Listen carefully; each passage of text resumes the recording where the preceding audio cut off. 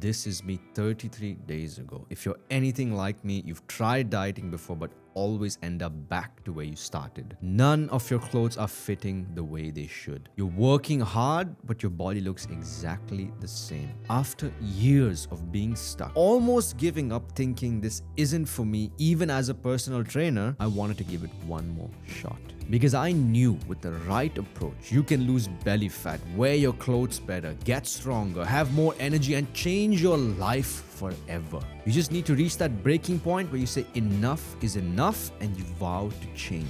This is the journey of exactly how I did it, so you can too. Now imagine squeezing into someone else's shoes and wearing them to work for 8 hours a day for 30 days straight. That's what getting lean will feel like if you pick the wrong diet. I had to pick a diet that makes staying in a calorie deficit feel easy and the least restrictive. So keto and carnivore, which is basically little to no carbs, I would do this if I were a psychopath. Going vegan? Sure. And maybe I'll ask my boyfriend Tommy to try it with me. And then the classic balanced diet. As you can see from my face, there's nothing balanced about me. Because portion control and counting calories are not my strong suit. Intermittent fasting. So I skip a meal or two, so I eat food that actually tastes good, not like hospital food whilst increasing my productivity. Let's rock and roll, man. But the perfect diet isn't enough, because if you're anything like me, then your house is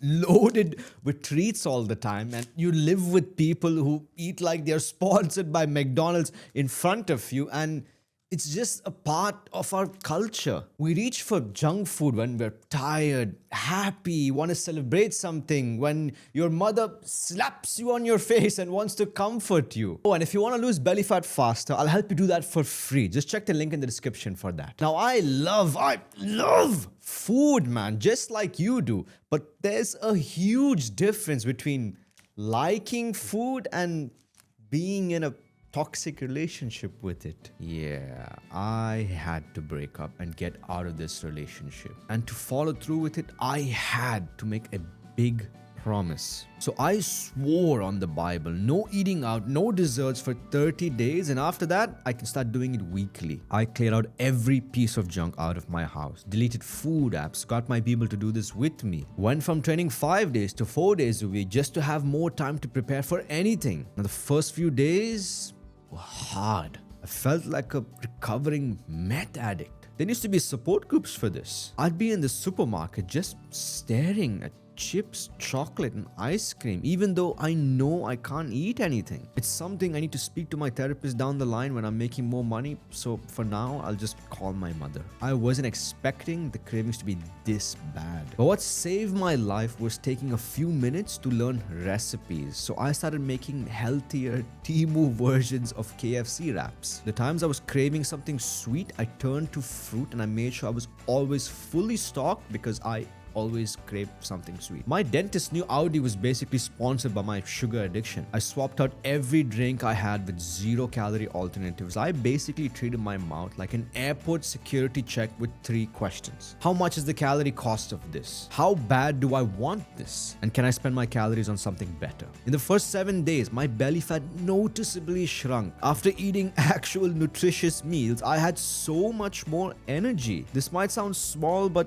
getting off the couch to get the remote or grab some water became easier. It was nice to just feel fit. And as time passed, staying away from the junk got easier. But within the second week, the results were shocking. I was gaining weight. I had a breakdown whilst taking a picture for a YouTube video because I was looking worse than the before picture. I wanted to quit. After all this effort, I couldn't help but think there was something wrong with my metabolism, even though it only really slows down at 60 years old. I re-audited my diet over and over again until it hit me.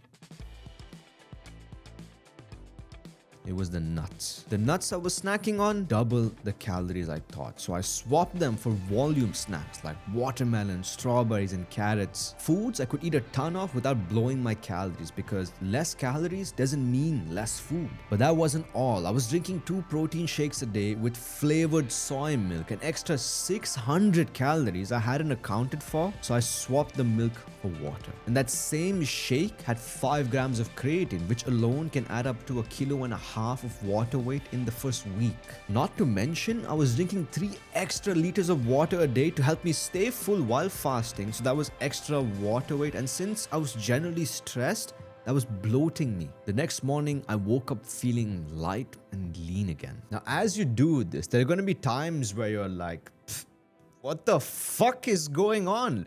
Because I've been doing this for 13 years and I still feel that way. But all I can tell you is trust that you don't know what you're doing, but you'll figure it out along the way. The scale and the mirror, they're going to lie to you, but don't let that discourage you. So I kept trusting the process, and by week 3, I was so much leaner. I was starting to feel like myself again, but I still wasn't happy. I knew I could do better because throughout this, I had done little to no cardio. My step count was absolute shit. I wasn't doing jiu-jitsu. I was missing out on burning thousands of extra calories. And this journey wasn't only about losing fat, it was about health. I just didn't have the time. I mean, that's what I was telling myself, when in reality, the real problem was I wasn't making it a priority. So I took a look at my calendar and saw what I could trade off. And a lot of my time was going to coaching clients, driving around in traffic, and using my phone. So I took a big step for myself and did something I've never done before. I dropped a client and chose health over money, which I believe will pay me back so much more. I implemented a new rule of never having my phone in the same room as me whilst working, and reduced my screen time in half. And for the past 2 years, I've been driving to church every single day, which roughly takes about an hour to get the whole thing done. So I stopped driving and started light jogging there and back, which also takes the exact same hour. But this time, I was getting in 10,000 extra steps. It wasn't too intense that it would drain me and take away energy from lifting weights and life. It was at an intensity where if someone calls me mid-run, I'm able to speak and finish a sentence without gasping for breath. These trade-offs really paid off, man. I could finally see my abs again after years. Things were really taking off until I hurt my shoulder again. The same one I dislocated 3 times and recently did surgery on. 9 months of hard physiotherapy to get what I was today, and I hit rock bottom again. I tried reaching out to my physiotherapist, but I just couldn't get to him. I told myself I'm done with this shit. Going back to my old ways, this isn't for me. I'm just not built for this. I'm putting an end to it all. But my phone rang, and it was my physio. He said that this is normal, it can happen post-surgery, I might be sore for a few days, but no pain when I train. So I turned back home. I looked at what happened as a speed bump and kept telling myself, the show must go on. I wasn't able to bench press, but I swapped with dumbbell presses. I was pain-free, so I hammered those away. Pull-ups was straining my shoulders too much, so I worked around lat pull-downs. Even though this slowed me down, the results were pouring in. I was working harder than ever despite the setbacks. I really started to find my rhythm. The more fat I lost, the more I'm reminded it's a skill, kind of like driving. I was finding more low-calorie recipes I actually enjoyed, getting better at volume eating, reading labels without stressing, swapping bad choices for smarter ones, managing my time better, working around pain in the gym, hitting my steps more frequently, and sharpening my portion awareness. As you do this, you'll just keep getting better and leaner on autopilot. And towards the end of week 4, the pants I struggled to button 30 days ago were finally fitting me clean. The scale had dropped to an all-time low. I had lost 15 pounds of fat. The past 4 weeks have been insane, man. But I was reminded of one thing, that when you're trying to get lean, things are never gonna be perfect. There's gonna be moments where you're like, fucking hell, this isn't for me. But those are the moments you need to push harder than ever. I learned that the fat, junk food loving version of me 33 days ago wasn't the real me. It was just a version I needed to escape from. And the chances are that there's a new version of you waiting out there that you haven't even discovered. You don't have to be perfect and go 100%. Even at 70%, you can change your fucking life. The only way you fail is if you quit. And if you want to lose belly fat faster than ever, I'll send you 52 proven ways to do it for free. Just hit the link in the description.